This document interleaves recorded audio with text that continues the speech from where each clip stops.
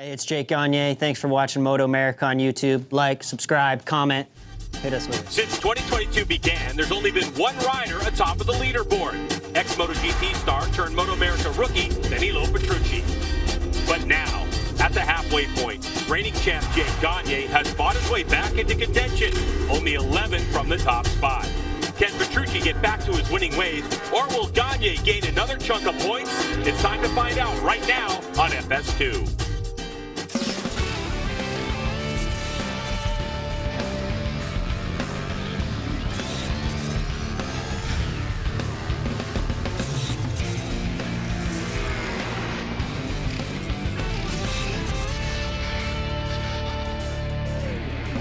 You're locked into the MotoAmerica AMA FIM North American Road Race Championship, the round GEICO Motorcycle Superbike Speedfest at Monterey. As we set the stage for Medallia Superbike race number 1 here from WeatherTech Raceway, Laguna Seca in Monterey, California, under sunny skies and outstanding temperatures for racing.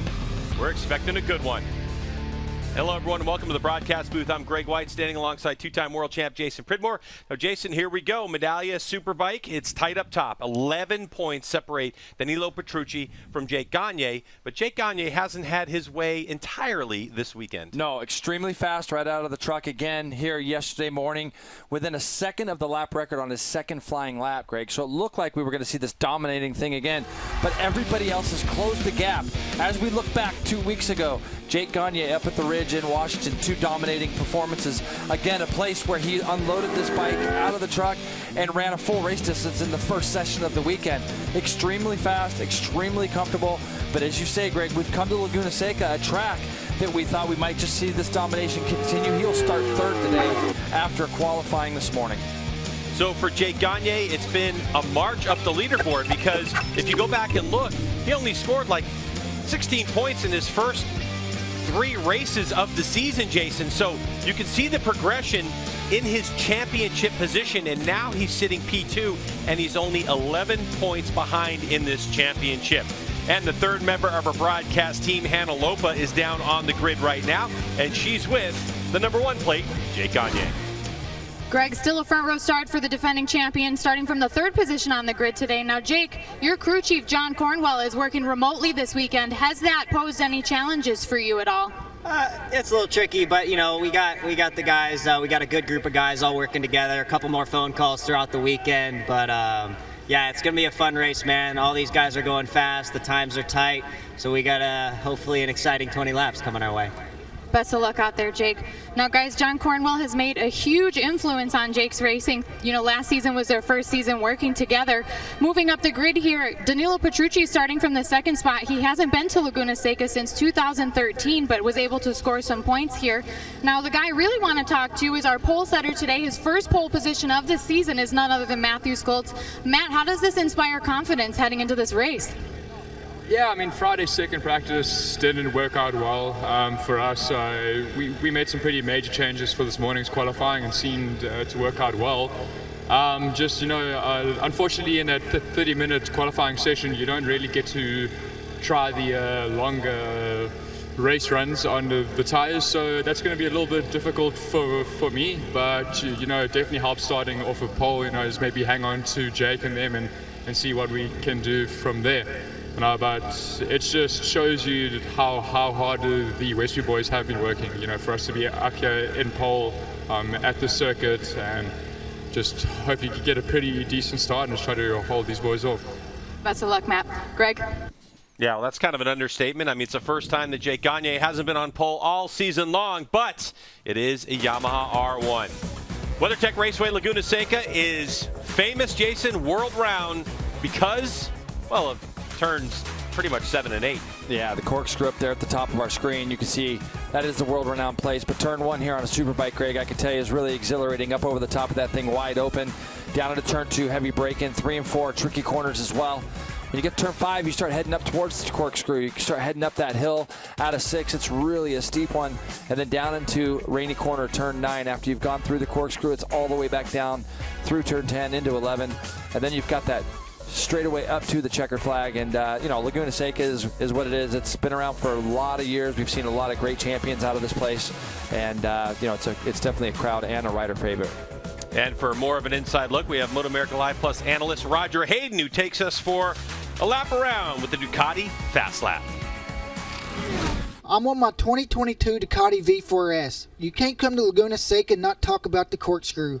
The run to the Corkscrew actually starts with getting a good run out of turn 6 to carry your momentum as the track goes uphill toward the Corkscrew.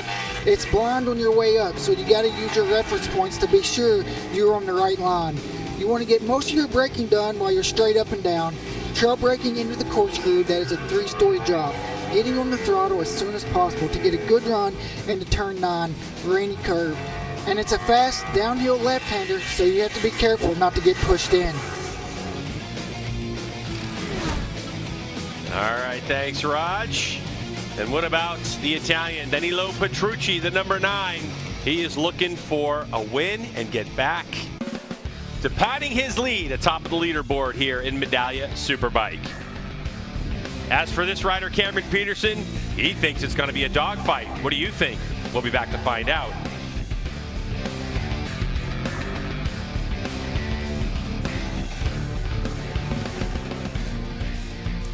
Well, qualifying was incredibly close. I mean, basically the top 4, Roger, were covered by about a half a second, and then Hector Barbera wasn't that much farther back, only 0.3 off. So I think the dogfight could be for real. But the story to me here is Matt Scholtz. I mean, they had a decent run. They liked what they had in that first practice session. Came out for quali. They tweaked on the bike, over-massaged it, went the wrong way with it. He was way off the pace. And they said, well, we're going to go back to that, make a couple of quick changes. Comes out and is relentless in that qualifying session, puts it on pole. And, I mean, that happens sometimes. You got to keep improving, and you make some changes in between sessions, and it's not the right direction. And even himself said that maybe he was pushing the issue too much and overcharging the corners and making some mistakes, and that also was hurting his lap time. So, he's got a really good team around him. They sit down, they look at the data, they go back to the changes they had yesterday morning. Probably changed a few things, and went out and put his head down, but he's mentioned, he's not real sure about his race pace. So doing the one lap is really, it's good for a starting position. But 20 laps is a different story, so let's hope he can hang on with the guys and see what he can do. Yeah, and then real quick, Jake Gagne, I'm a little perplexed by what their plan was, their strategy was in qualifying. Because you talk about it looked like he got his fast tire early, went out, put a time in, and then sat there, and when Scholtz and Petrucci went out, he had no chance to reply. Yeah, it was weird. He did go out on that soft tire with like 12 minutes left. They mentioned his crew chief not here. Maybe their plan was to get some clear track, because sometimes you try to catch some guys in the pits and go out and get your good lap in. Well, it didn't work. He ended up, but he's still on that front row, starting 3rd. So as the bikes are out on their installation lap, boy, we are looking forward to this race. It's going to be phenomenal. And to take you through the call, let's get it over to Greg White and Jason Pridmore.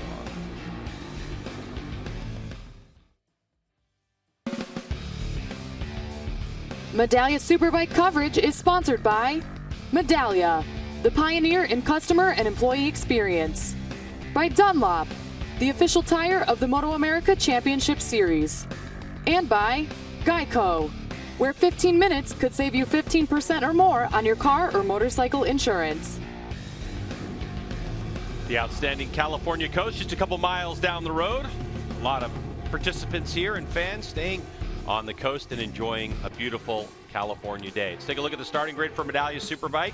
Race number 1, it's Scholtz, Petrucci, and Gagne, your front row. Yep, then we got Peterson, Hector Barbera, and a very fast Richie Escalante this weekend, doing a nice job on that Vision Wheel M4 bike. PJ Jacobson, Gillum, Corey Alexander. Then we have Jeff May, Ashton Yates, and Kyle Wyman filling in for the injured Jake Lewis. Jake, we're hoping you're getting better quickly. Bryce Prince going very fast this weekend, along with Dave Anthony. And yes, Larry Pegram is back. Travis Wyman, Max Flinders, and Ezra Bobier round out row 6, Greg, with Debrino, Lee, and Posh, Lewis, Coffey, and Hunter Dunham rounding out top the rest of the field, we got Nolan Lampkin, Jack Back, and Dallas Sherman Jr. Now, G-Dub, I really feel like this is a turning point right now in the season. Somebody's got to beat Gagne. Somebody has to. He's starting third. And, you know, when you look at Petrucci, his last win, I believe, was in Atlanta, race 1. Gagne's given up so many points, as we showed in that graphic. Really, no points hardly at Coda at all. And then he throws away the first one in Atlanta. Gives these guys more points at Road America with a 4th and 5th finish there. So now is the time for these guys to try to step up. This guy's qualified third. It's his first non-pole position of the year. And, you know, Cam Peterson talking to him today, he thinks it's going to be a dogfight. So, you know, we'll see how this goes. But I think for momentum, this is a must-win weekend for Petrucci or Peterson or Scholtz. 20 laps scheduled to Medallia Superbike race number 1. When lights off, we're going. Good launch from the front row. Petrucci, but it looks like Cameron Peterson may be around the outside on the 45. He's got a good position. Everybody trying to fight for it. There goes the number 1. He's down into turn number 2. And it's going to be Petrucci in second and Cameron Peterson. A good launch from that second row to get into third. And that's exactly what everybody didn't want. And you can see Cam Peterson, it looked like Petrucci maybe missed a gear as he exited turn 2. That might cost him a couple positions, as it looked like Scholtz was also trying to go through. But look at what's happening again. The number 1, relentless G-Dub. He gets that launch from this first row. And you have to remember something here as Petrucci gets out of shape as they go into turn 5. That Ducati snaking back and forth, trying to protect that line against Matthew Scholtz. But this start is uphill as well, so it's a little different than most places that we go, but Gagne absolutely nailed it, and we're going to see what he's able to do here as far as putting down these first laps. He usually tries to get out to that 2-3 second lead off the start and make it harder for these guys. I like what Cam Peterson's doing. He understands the urgency to try to stay with his teammate on that fresh and lean progressive Yamaha, the R1s. But it's at Warhorse HSBK Racing, Ducati, New York on the Panigale V4. Danilo Petrucci, your points leader, who's losing ground, and then Westby Racing's Matthew Scholtz, your pole sitter right there. Hector Barbera also in the mix, Jason. Yeah, he is. Richie Escalante, I'm looking at him right now in 5th place. This is the best we've seen from him. He is right behind Scholtz as he comes up the front straightaway. 2 years ago, this guy won the 600 championship, the Super Sport championship, and it's been a progression for him on this Superbike. But the Vision Wheel M4 Suzuki team, as he's going to go up underneath Scholtz. Scholtz gets out of shape in the middle of 2. Escalante takes that spot. He's going to be looking forward now at the back wheel of Danilo Petrucci, so keep your eye on the 54, G-Dub. Like what I'm seeing from Richie Escalante, his transition from Super Sport. He showed up after last season, signed a deal with Vision Wheel M4X Star Suzuki, expecting to ride in the Super Sport class. Some things happened, and he found himself on this GSXR 1000 Superbike and is continuing to learn now in 4th spot. Now, Gagne got that jackrabbit start, but it doesn't seem like he's really starting to pull any more of a gap over his teammate Cameron Peterson. Almost a full second on the first lap. Gagne was quicker than everyone else. And I tell you, you know, when you're one of these guys running there in 2nd and 3rd, again, Greg, it just puts so much pressure on you because you know that this guy is going to just pound out these laps at the start. Right now, Gagne is gone red in the 2nd and 3rd sectors, which means that these guys aren't able to keep pace with him on this first flying lap. Again, he's just slowly starting to pull away. Cam Peterson now will have to deal with Petrucci as they come out of turn 11. They have gapped themselves from Escalante. We're looking at a 23.7 for Jake Gagne. Wow. First flying lap. That's incredible. That's only 0.3 of a second slower than Gagne went in qualifying. He did a 23.4, and that's with a special softer tire that Dunlop brings for those flying laps for qualifying. So for Cameron Peterson, the continuing education as he's with this fresh and lean progressive Yamaha team. Looking back at the number 9 of Danilo Petrucci, you can see that there's chrome on that motorcycle, and that is in celebration of Medallia, their team partner, and they have their local corporate offices right here in the Bay Area. So Medallia on support, of course, they're the title sponsor for the Superbike class. It is Medallia Superbike, but that's part of the special livery that you see this weekend for the Warhorse HSBK Racing Ducati New York Panigale V4. Cam's done a really nice job in those flat corners of pulling away from the number 9. You can see Petrucci hammering down through the corkscrew there to see if he can pull this gap back in. He was right up behind the number 45 when they came out of turn 11 the last lap, coming onto that front straightaway, G-Dub, but he is seeing a little bit of a gap now starting to grow between him and Cam Peterson. Escalante back there still trying to keep it honest. A little curious of what might be happening right now with our pole sitter, who was right off the bat. Matthew Scholtz was quick in qualifying this morning. He has dropped back to 5th and losing distance to this man right here, running in 4th. Escalante, Vision Wheel M4X Star Suzuki, doing a great job right now, Hannah.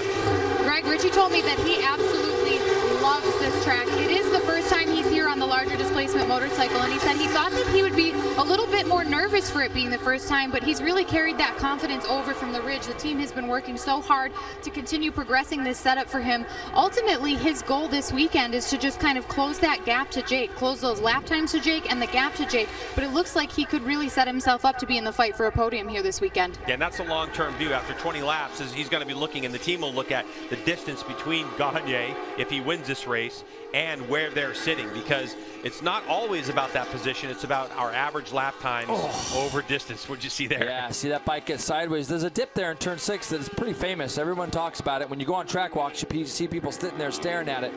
But you can see this bike's extremely loose under Escalante. He likes riding it that way. And you can see here, Hector Barbara has also got by Matthew Scholtz. PJ Jacobson is lining up Matthew Scholtz too. So not sure exactly what's going on with Matthew at the moment on that Westby Racing R1. But you know, he's looks like he's dropped back into the clutches of these guys a bit. I mean, you could hear it really in his interview before the race. He didn't sound confident when he was talking to Hannah. Didn't think that he had the setup to go the pace. And it's obviously showing itself right now. Not the typical smile we see from Matthew Scholtz before the race happens. So your pole sitter, who's also 3rd in this championship, Matthew Scholtz, 17 points behind Danilo Petrucci. But for Scholtz, yeah, the bike just looks extremely loose, even when he's off throttle. Here you see Escalante. They're going to go right through this dip. You're trying to get on the gas a little bit before you get to the bottom of it, but you can see, Greg, it will tie that bike up a little bit. And it's amazing how narrow that part of the track actually gets. So before that run up the hill, Hector Barbara doing a nice job here, but you can see Matthew's bike, Greg. Look how much it's moving around underneath him right now. PJ Jacobson on the 66. If you're tuning into Medallia Superbike and you know PJ Jacobson, he used to run the 99. That number has been taken, so he takes the 66 on the Tytler's Cycle BMW M1000RR. Yeah, Jay, it really looks like the rear end of that Yamaha R1. A little bit loose under acceleration for Scholtz at the moment. But I don't even like the way the bike kind of looks off throttle. You can see how much the thing looks like it's almost bottoming it out there. But even coming down the hill, see how much that bike is just shaking and moving around underneath him, and then it's loose on the exits, it's snapping back at him. Wow. So not exactly sure what is going on right now. Because that bike has looked good pretty much most of the year. That 11 has looked pretty solid. We've seen him win as well, and it's right now that bike just doesn't look, and you can see it just moving around. He's trying to get it up off the edge of the tire. Where I noticed, and you can see he's waving to Chuck Chiquetto there, saying something. Obviously, he knows he's got a problem. It's in the middle of this turn that we saw Escalante go past him, and it was literally mid-corner. The bike snapped around on him. He just wasn't able to get the bike to turn, and you can see it, Greg. Yeah, it just doesn't look right. Hannah? Talking to Scholtz, he said Friday they had a really strong base setup. They made some changes for session 2. They ended up going back to their initial setup for qualifying, and it paid off. They did update electronics, modified some traction control. He said, you know, it was a good fit. He thinks it'll suit him well, but he actually didn't have race experience on this setup, so that could potentially be what it is that he's struggling with right now. Yeah, I mean, it's definitely grip issues for sure. I mean, the bike, it's a bucking Bronco, and at this point, you know, with a 20-lap race, I mean, if Scholtz continues on like this, trying to get the most out of it, he's going to be worn out by the time this thing is over. Well, the good news for him, he's got PJ behind him, and after that, he's got about a 5-second gap to Corey Alexander, who's running in 8th currently, just behind these two guys, but like there is a big gap. So Matthew just has to keep it on the island right now because it doesn't look like he's going to be moving forward anytime soon. And you can see that's just trying to pick the throttle up. That has gone from just after, Greg, where you've released the lever, you're rolling the bike through the corner, you're seeing your exit, you're going to crack the throttle, and the bike's going sideways on him. And here again, you're going to see Matthew make a big effort to get this bike up off the edge of the tire. It's almost like he loses the front, then loses the rear. The bike is just snapping around underneath him, and you're right, it will wear you out around this place for sure.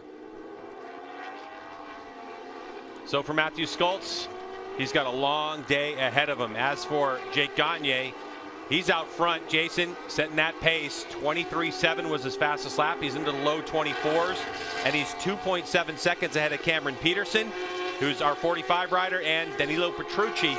is another half a second behind Cam. Cameron's only losing about a tenth right now. This gap got out to about 2.2, 2.3 very, very quickly. And in the last couple laps, Cameron's only been losing a tenth here, 2 tenths. It's not been those 3 or 4 tenths of a second that we've seen. That said, the damage has kind of been done. If Gagne gets this lead out to +3, he literally can just pace himself, and that's what he'll do. These two guys are obviously going to start engaging with each other very shortly as far as Petrucci trying to close this gap down to the 45. Keep in mind, Greg, if this race ended right this second, this type of championship would be tied at the front with an 11-point difference between first and third. So when you start to look at that kind of stuff, this is where it becomes really important that he's trying, is it 8 point, 9 points, sorry, isn't it? Yeah, so he'd still lead the championship. So, but these are points that Petrucci desperately needs, as these guys aren't quite able to get through.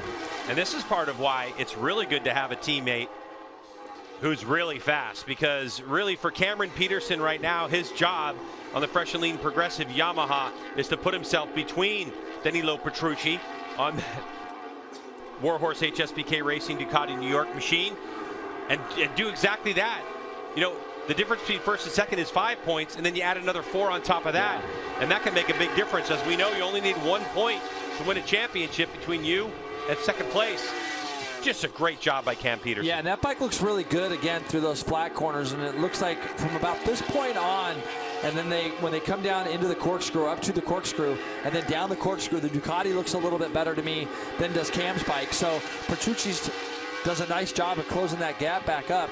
And he also runs a little bit different lines. You can see the different lines, and that could just be, obviously it's set up, but we got 2 different motorcycles. See how much more narrow he can get into these corners, and is the same way when they go into turn 3. Petrucci's able to get the bike in there a little bit tighter, but that's also where Cam's a little bit better. So down the hill, all this little section here, Petrucci's able to close in as he goes down into turn 10.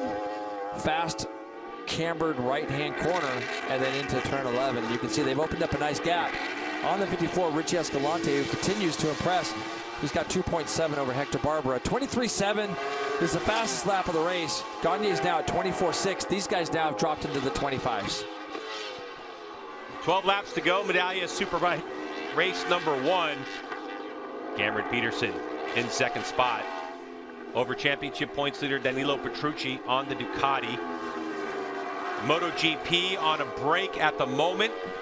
So we have some high-level Ducati Corsa representatives came over to WeatherTech Raceway Laguna Seca to watch this race and add their input. Hannah, what you got? Cameron Peterson was really looking forward to this round, especially after how well he did last year here and carrying over the confidence from his weekend at the Ridge. He said on race tires, he's already gone 1.3 faster than last year, so that's definitely confidence inspiring. He said his race pace is good, knowing he went faster on the race tire than the Q tire even. They made some small engine brake changes and torque changes, but he wants to adjust his riding, make sure he hits his marks. He wants to go faster, but do it the right way as he tries to close the gap to Gagne. And part of doing it the right way in my conversation with Cameron Peterson is making baby steps a little bit faster, a little bit more risk at a corner here and a corner there, and not try to take these big chunks. And that's what he felt was causing him some problems at the beginning of the season, getting too greedy and making too many big steps, and then you find yourself in the gravel trap. There's no question, and we've seen him take that step also, where he used to be that where he would just kind of hang on, send it, try to make it through the turns, do what he needed to do, and it wasn't working out. This is a much more patient Cam Peterson. That said, we've seen him as he gets wide into turn 2, extremely wide. A little bit of announcer's curse there. Yeah, is that what you did to him? Well, he was deep into turn 2. He was way on the outside of the track, just an unusual line for him. So that one started when it came over the crest of turn 1. Correct, and that made it really easy for Petrucci to go up underneath him there in turn 2. So he's going to try to fight back, but where we've seen Cam do a nice job, G-Dub, is it looks like he wants to fire right back up out of the number 9. He's not going to be able to here. He's done a lot better at the beginning of these races. We used to see him lose 5-6 seconds in the first 5-6 laps of the race. Right now, these two guys here are operating around 3.6 seconds behind the leader after that. What is it? We're 9 laps into it. G-Dub, 11 to go. They're about 3.6, and you can see here he's heavy on the brakes, trailing off in, and gets that last downshift done, but he just doesn't quite have the speed slowed down. As you see Petrucci make a mistake in the corkscrew, that's going to open up an opportunity for Cam to go back past, which he does in the bottom right-hand part of our screen.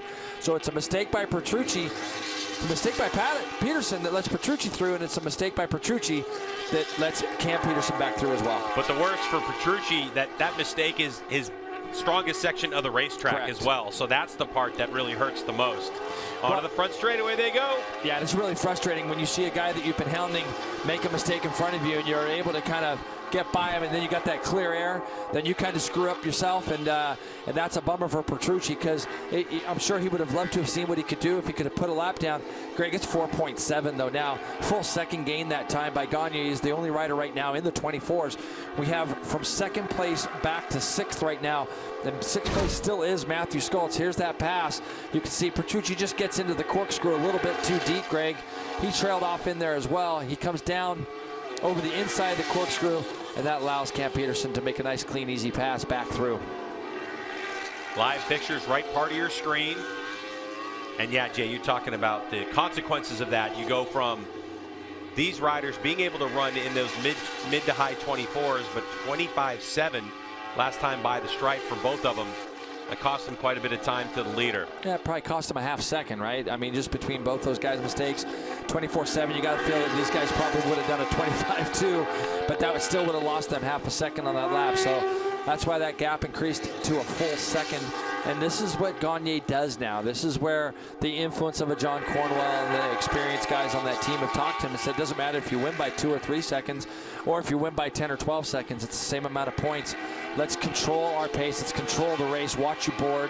And that's Gagne again. 24.9 to these guys get back into the 24.8. Cameron Peterson, 24.8. Danilo Petrucci there, 25 flat.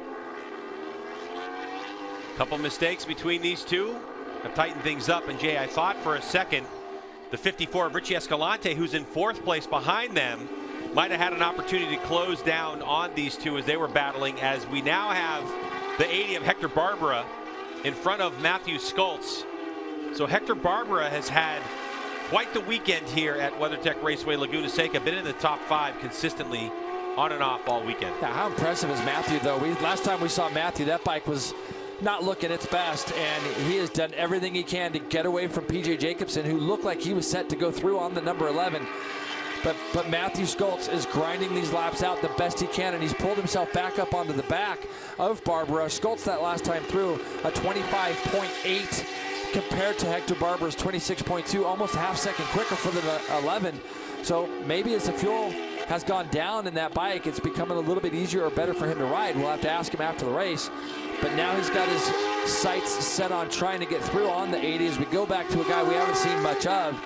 Guys on cruise control, G-Dub. Gagne, that last lap through again, he did a 24. 4.6 second lead when they went through last time. Another 24.9 for Gagne compared to 24.9 again for Cam Peterson. So it's staying at 4.5 seconds. All right, Jay, we're going to stay with a lap here with Jake Gagne. Tell me what you're seeing. Right there is part of the signature move that we've seen him get on the meat of the tire. Yeah, he has done a really nice job of figuring out where in the middle of the corner he wants to snap that bike up, and you can see him now. He's told me, you know, at VIR, as early as VIR, our second round, that he's starting to steer this bike a lot more with his feet, his legs, his ankles, even using the tank more. And I think that's been something that's really helped him.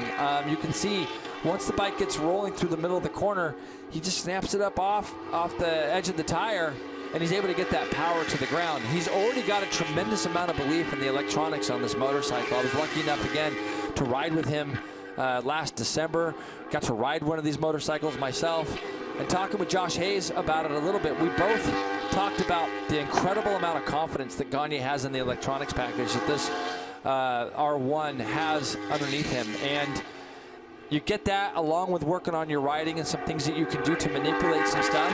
And this is what you're seeing now. It's very, very easy for him. The traction control used on this Fresh Lean Progressive Yamaha is more of a predictive traction control, where they use torque curve mapping and some other things that are well beyond my pay grade. But part of that allows Jake to ride into the motorcycle. As he gets the motorcycle turned, gets it up on the meat of the tire, he's able to just get on that gas and let the motorcycle do its thing. This battle continues for 5th place between the 80 of Hector Barbera, the Spaniard, coming under fire.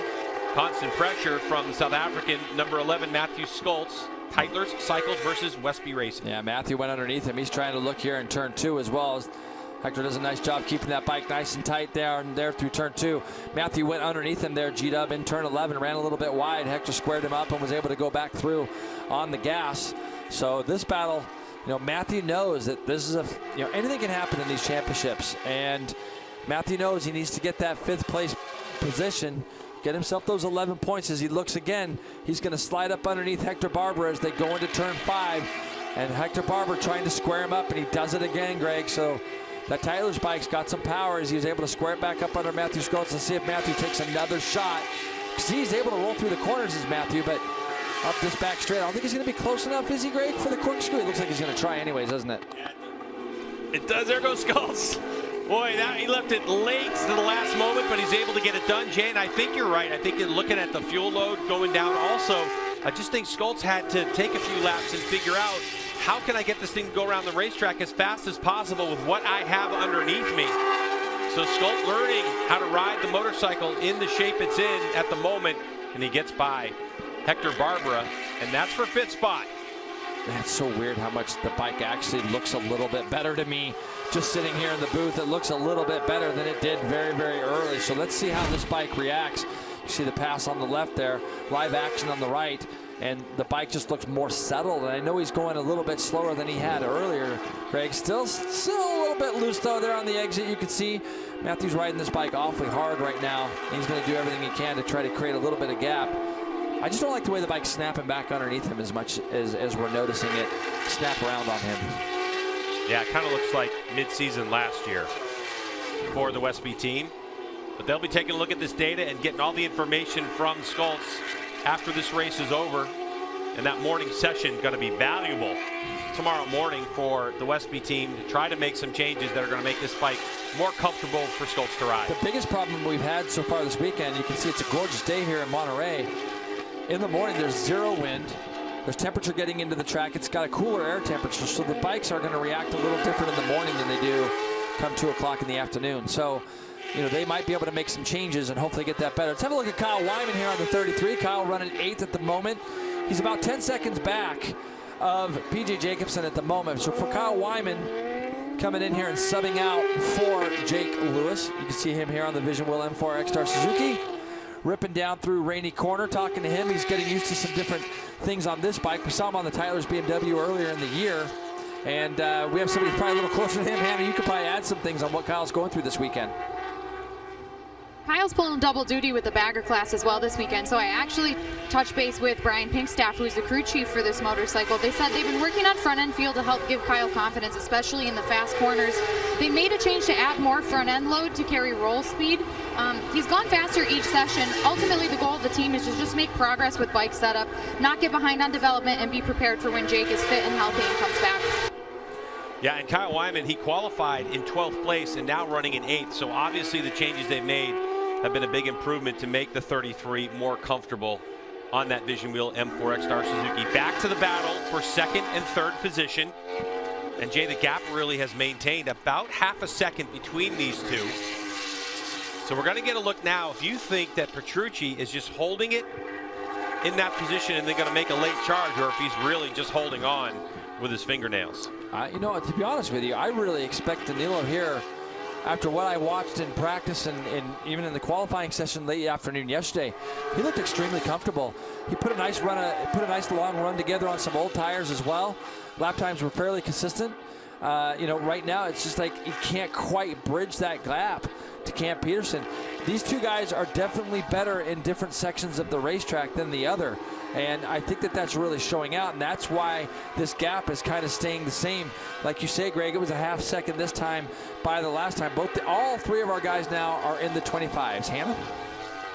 Well, Jason, maybe you can shed some light on this. One of the things that was a topic of conversation among all the riders I talked to was tire choice and how the tires wear, especially as the laps wind down in this 20-lap race. For Danilo Petrucci, he's been encountering a problem that they noticed with Loris Baz at this track last year, some front-end chatter, especially in turns 4 and 5.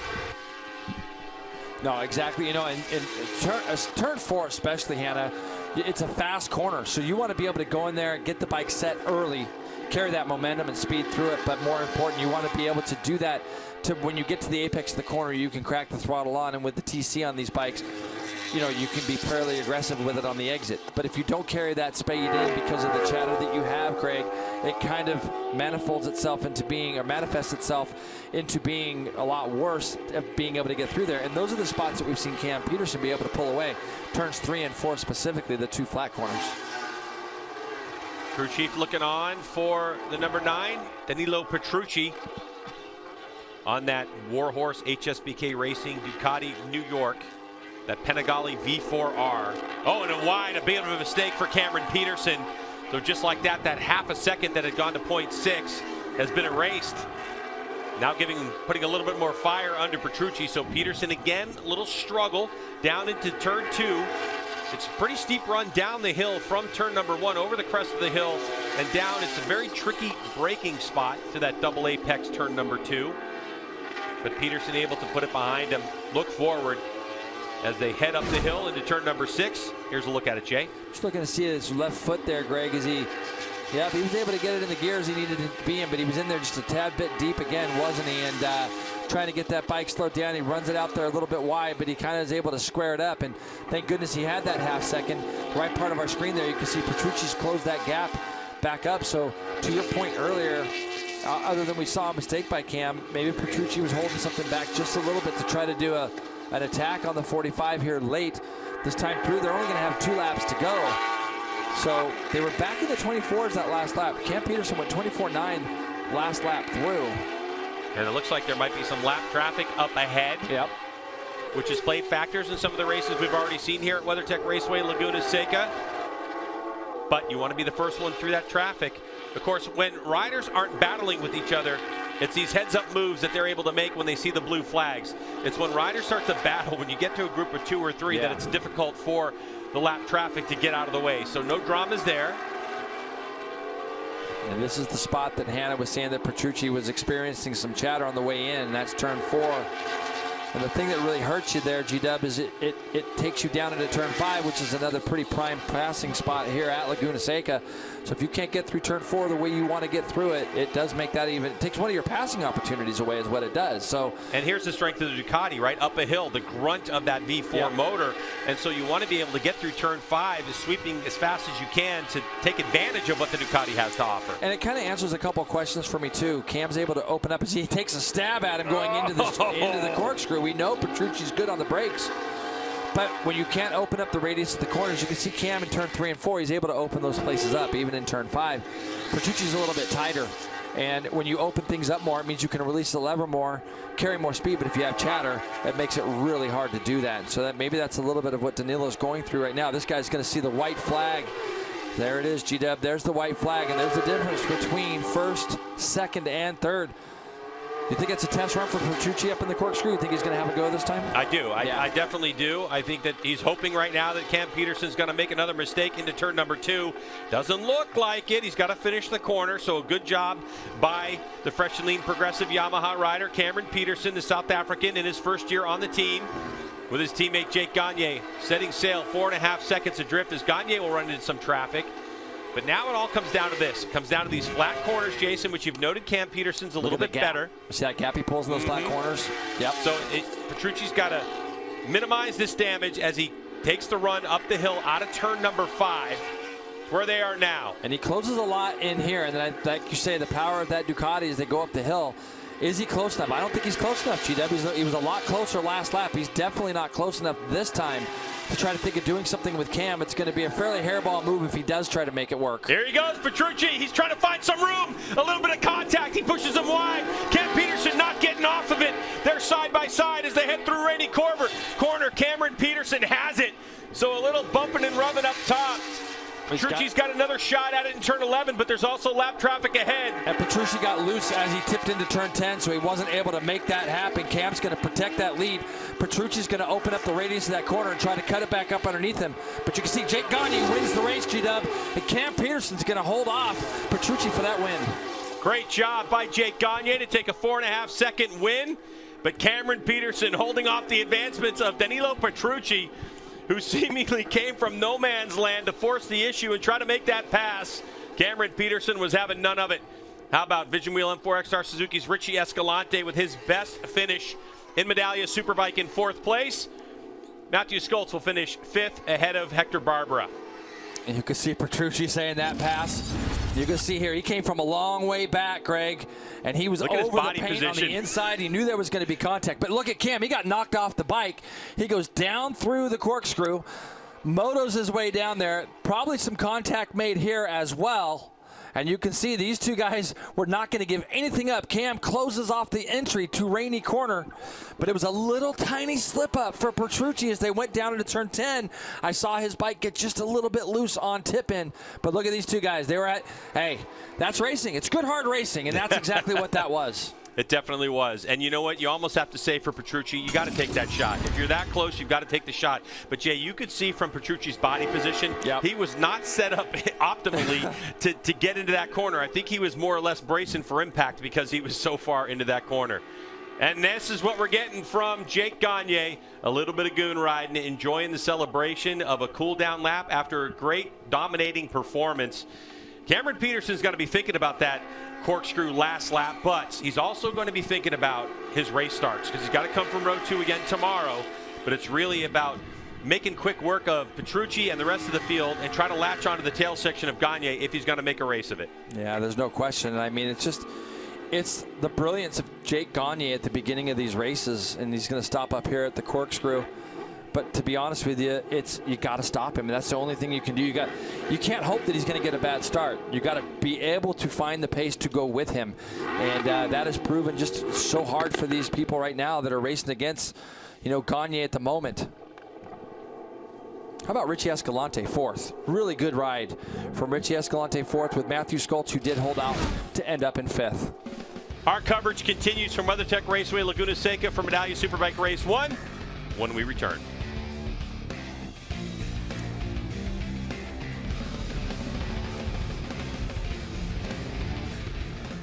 Well, a dominating run by Jake Gagne, margin of victory 4.38 seconds over an immense duel at the end by Cameron Peterson and Danilo Petrucci. Richie Escalante about 12 seconds back of that, but 5 seconds clear of Matt Scholtz, who was able to work his way around Hector Barbera. And here we go. Danilo Petrucci makes his appearance in, but look at this. Take us through this, Roger. Yeah, just headed up in the corkscrew. You can just see how deep he's in there deep, and he's already committed, so he doesn't have a choice. He knows he's in deep. He comes up under the curve, trying to avoid it, but he's coming in so hot, there's nothing he can do. And look at Cam, not giving up. Even though he goes across the corkscrew, he's still fighting for the spot, and then now he kind of leans on Danilo, and they got to go through here, rainy curve, and Cam Peterson was just barely in front of him. That was that was a hard pass for sure, but that was good racing, and it was cool to see them give each other a high five afterwards. Absolutely, and you could see that as he came up inside, Cam actually straightened the bike up just a little bit to not avoid as much contact as possible, but it knocked his foot right off the peg. He quickly got it back and drove it down the hill, and then shut that door and was able to close it off. A number of years ago, the corkscrew became even more famous for the move called the pass in the IndyCar race, where Alex Zanardi got around Brian Herta. I think we just saw the motorcycle racing version of that, but in this case, the pass wasn't completed. And also, Valentino Rossi and Casey Stoner have a famous pass issue through the corkscrew as well a couple years ago at the MotoGP race. So a lot of good action through the corkscrew, and luckily they gave that little runoff room now on the inside where guys, if something does happen, they can maintain. But the good run between those two, and it was a good race. It was fun. You knew he was going to take a shot. He looked at it the lap before, even though it looked like he was a little too far behind. But I don't think he meant to. But once you get kind of that close, you don't have a choice. Well, and let's see if we can hear what their bench racing here, because they had some fun out there. We just missed it. But one of the cool things was, as soon as they took the checker, when they got down in turn 2, when Danilo came up and got alongside Cam, Danilo was going, hey, that was fun, and you can see Cam's reaction. They appreciated it. It was close, hard racing, but that's what they love. And I think Danilo was just explaining to him that, hey, I didn't mean for it to be that hard. Right. Exactly what happened. Yeah, I was trying to pass you, but you know, it was a little, I wasn't expecting that, and I think he was just kind of explaining it, his side, and just letting him know that, you know, that's just not how he plans on racing. Right. And, you know, the beauty part of that was, I think if anybody ever asks anybody again, so what do you mean when you say send it? You just roll that. Yeah, exactly. From 6 to the corkscrew by Petrucci. That was sending it and trying to make it work. But up front, obviously, Jake Gagne just had him covered. He did. You know, we talked about it all the practices and qualifiers, how fast he gets up to speed in all those sessions. I talked about it all weekend. And when the race comes, that's what he does. He breaks them the first couple laps, and it's too late. You race what you practice. He practices it every time he hits the track. So, great run by Jake Gagne.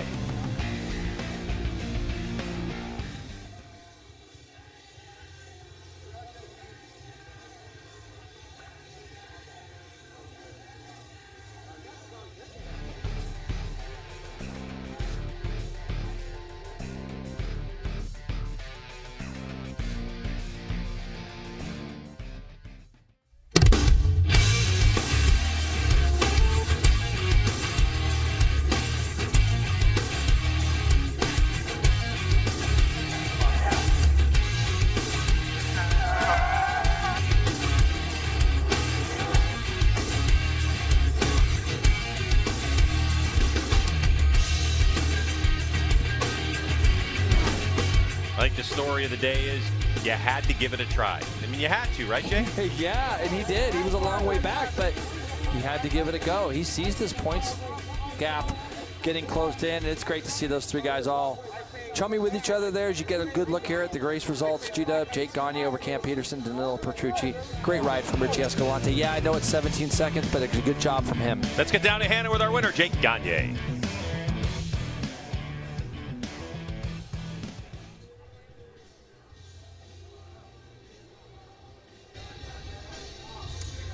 Hello. Today's race winner, Jake Gagne. Jake, even without your crew chief here, you were able to get the job done. What was it that was working so well for you? I mean, this Yamaha has just been, man, it's been awesome to ride.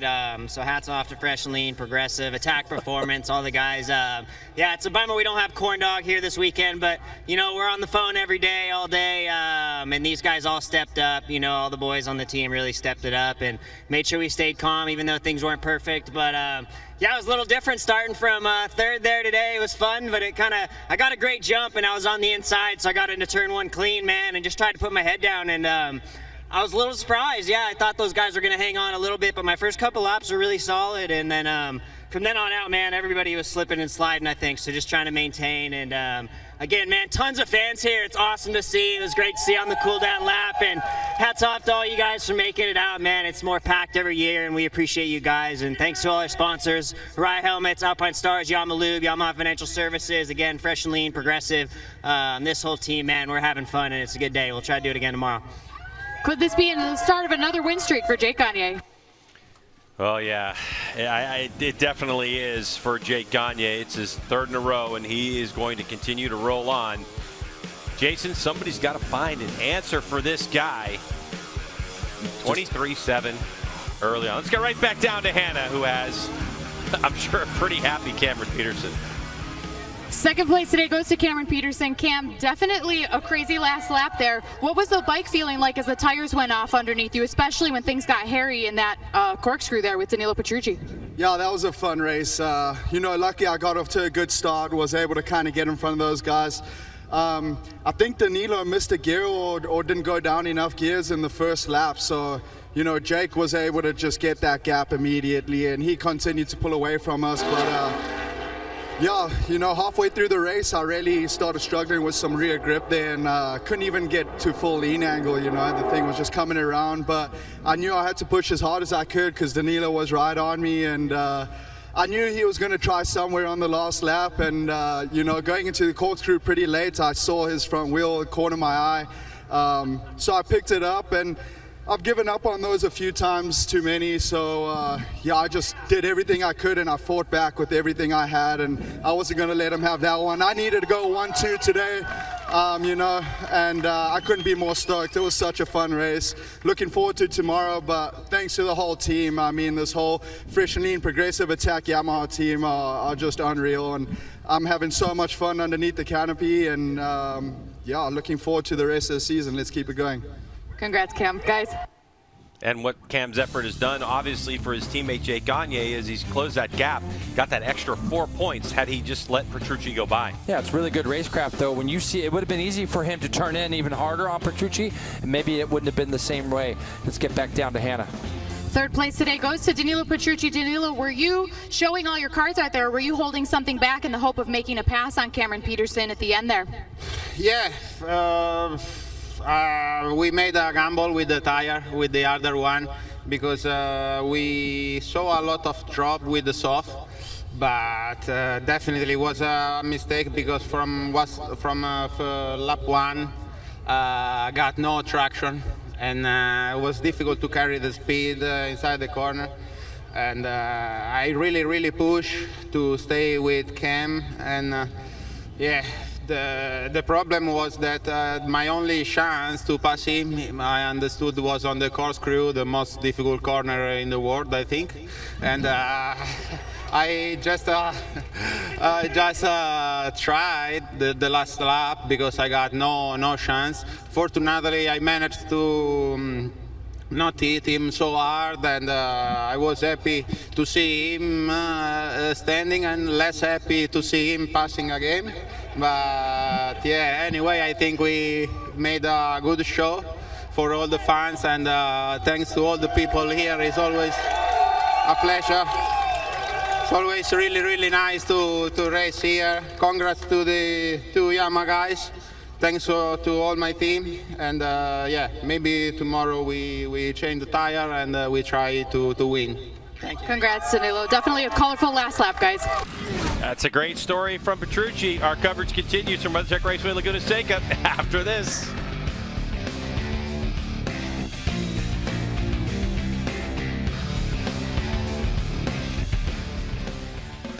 All right, celebrations about to begin down in the podium area, and there is the guy who will stand on top of that box, Jake Gagne. And boy, I'll tell you what, since you know, the two non-points finishes in the first 3 races put him in a bit of a hole, he has responded. He's responded in a big way too, and you know, just making those mistakes, got behind pretty early, and ever since then just kind of chipped away at it. Was smart at RoadAmerica, that second race. You know, he could have forced the issue, maybe ran with the leaders. He took the 4th place, took the points, couldn't afford another mistake, and you know, just doing what he does. He gets away early and you know, just checks out, and he's on a great run. And it would have been, you know, he got in such a hole, you know, and he just really dug deep and got out of it. He didn't just give up and think, man, that's just too big of a hole, I can't get out of it. He just went to work and put his work boots on, and now he's got himself right in the middle of it.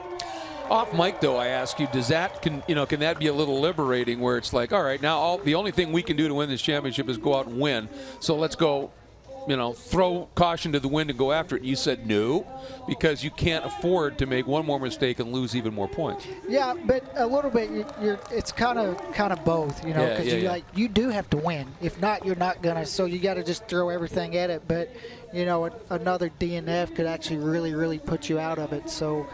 And even his mistake at RoadAmerica at race 1, you know, he crashed and got back up and got into the race. So he's had some hurdles, and he's bounced back every time, and he's responded.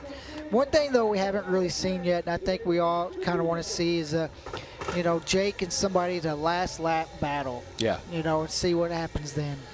Well, and it's that ability of his to just find speed right away on the cold tires and make it work. That's got to be pretty satisfying for that a Progressive Fresh and Lean Yamaha team. 1-2 up there. A great run. And then, of course, Petrucci right there. That battle at the end between Petrucci and Cam was just absolutely superb. And it wasn't just the last lap. I mean, we saw Cam make the mistake. Danilo gets through, then Danilo has the bobble up in the corkscrew. Cam comes back through. They are attacking again. Cam ran a little wide one more time. They just were pushing each other at to and beyond the edge. And I think the big thing I took away from those interviews was grip. Yeah. And that's why everybody was having so much trouble, like down into turn 2 with the grip not getting it to stop. Well, this track renowned for not being a particularly grippy track and a little bit tough on tires, and it's taken its toll here, that's for sure. What a run by Jake Gagne.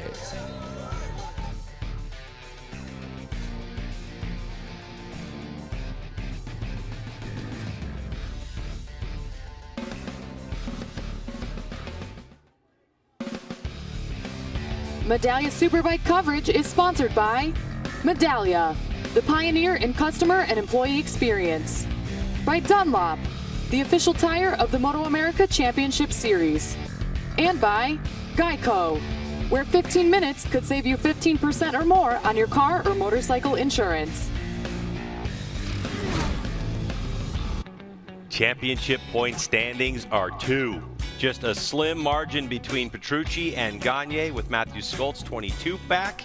Cameron Peterson making some inroads at 33. But all eyes are on top as Petrucci looks to make improvements to that motorcycle and try to get at least 3 points back tomorrow. We'll continue our coverage from WeatherTech Raceway Laguna Seca in a moment.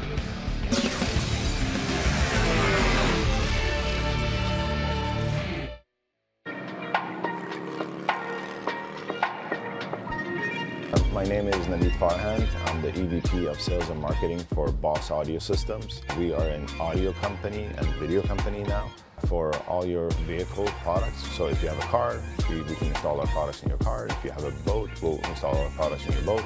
And if you have a motorcycle or power sports products like a side-by-side or ATV, we're there for you as well. So we joined MotoAmerica because we really see how big the turnout is becoming, and for our power sports side of category, we're very, very interested in getting involved with the consumer, getting involved with the enthusiasts, the riders, to showcase them that we're here to support them, we're here to support the organization, and with the success of King of Baggers, we really think that that's also something that could be very, very helpful for us, but also to showcase to the enthusiasts that we're here.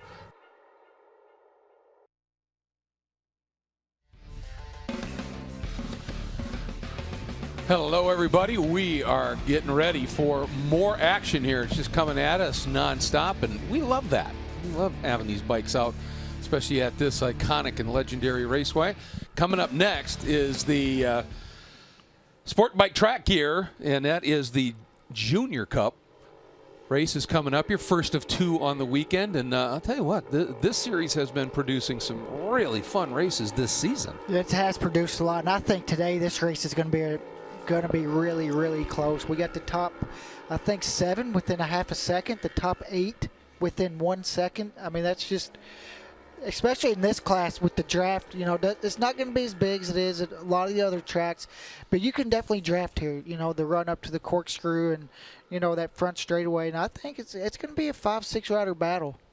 Well, you talk about it being close in terms of the starting grid. How about in the points? You take a look here, 8 points covering the top 4 in this category right now. Gus Rodeo is in the lead. Cody Wyman, who's on pole here, only a couple of points back. Another tied, actually, with Joseph Lamandri, so got a tie for second in the points. And then 6 points back is Kayla Yakov, coming off that big historic win in the Ridge. Then your first bit of a gap, some 11 points back to Max Van, then Aiden Tao, Avery Dreyer, Chase Black, Yandel Medina, and Joseph Marinello. Round out your top 10 in the points, but incredibly close at the front of the points table, incredibly close at the front of the grid. Yeah, it's really close, and you know, it's kind of been like that all year. We've seen a lot of big battles at all the races. You know, the last race we see Kayla here got her first win, so it's going to be interesting, and hopefully she can back that up this week. She's really been fighting back. Cody Wyman's probably got the most experience of anyone in this class. But he's a guy that's at the front every weekend on the pole. It's also good to see Max Van back on the front row. He really had a really good start to the year, and after that, you know, just had a little bit of a setback, and now looks like he's back on his form. Yeah, he came out of the box in a hurry, didn't he? He had a second, then 2 firsts, and then a non-point score, and added another one a couple races in, and that's really handcuffed him a bit. So Max Van up where he needs to be. The interesting thing, Gus Rodeo, the points leader by that whopping 2, starts 5th. So second row, he's got work to do. He's got a little bit of work, but Gus has got some experience too, and I think he's riding with a lot of motivation from the last race. He was really, really solid at the Ridge, and he's also been fast here in all the practice and qualifiers. So I think he's in a good spot. He's going to be there with the rest of the group. He's going to be one of those guys who's going to be a contender. It's just all about getting yourself in that right spot on the last lap. All right, well, the stage has been set. We are getting ready to go. Let's send it over to Jason and Greg.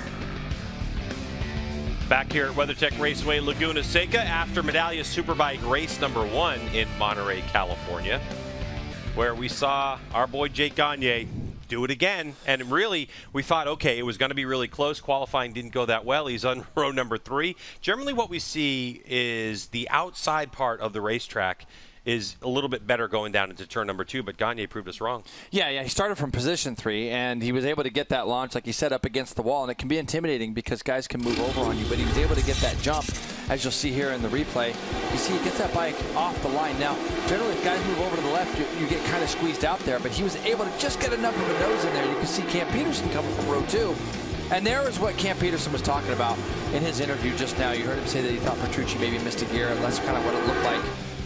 But Cam kind of gave it back here in turn 2, that Petrucci threw, only for Petrucci to make a mistake up here in the corkscrew, Greg, and allow Cam Peterson to go back through. It was really fun watching these two guys sizing each other up. Petrucci followed him for the majority of the race as Gagne continued to pull away, but it was his last lap move. Petrucci left it extremely late, knew he was going to go over the paint. And when we watched that replay back, he was bracing himself because he knew he was going to hit Cam Peterson. But Jake Gagne takes the win, and then that incredible battle for second went down into turn 11, and Cam Peterson was able to take that spot away from Petrucci. And post-race, what Cameron Peterson said was that he wasn't really going to take it anymore. Like, he'd given it up too many times, and this time he wasn't.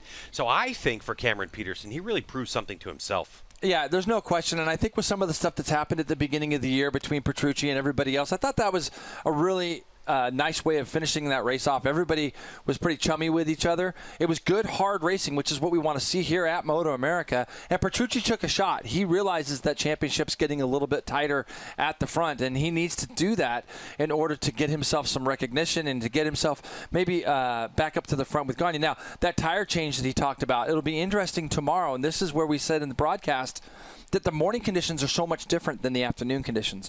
So if they do indeed go with that different tire choice for him tomorrow, maybe it's going to allow him to run that pace and get back up front, maybe a little bit closer to Gagne. So that was really halfway point of the season, Jay. And so if you're Petrucci and his team, there's only 2 points separating. He's still leading this championship. But in essence, you really look at it like it's race by race now, and you don't even think about the championship because it's really almost like 0 points. I really feel like Petrucci needs to win a race. I think it will do a lot for that team. It'll do a lot for him and his confidence. I mean, this guy's been around. He knows what momentum can be like. And, you know, this guy raced against some of the best in the world. Gagne right now has that momentum, and Petrucci needs to do something to take that away from him. So you'll definitely want to check out Medallia Superbike Race 2.